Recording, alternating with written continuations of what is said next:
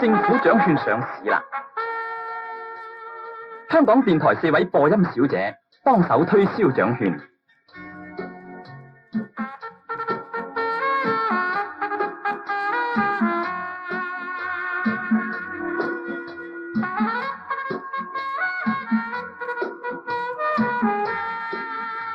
買張政府獎券呢？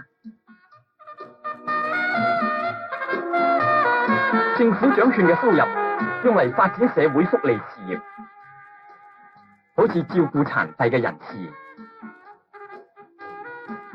擴充醫療服務、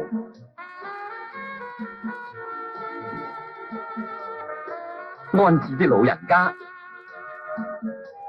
同埋興辦教育康樂事業。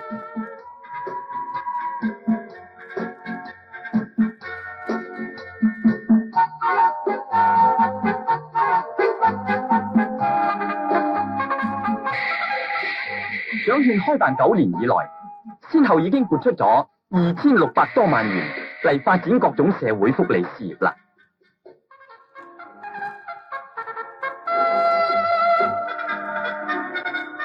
買張政府獎券啦，你都有機會得獎㗎。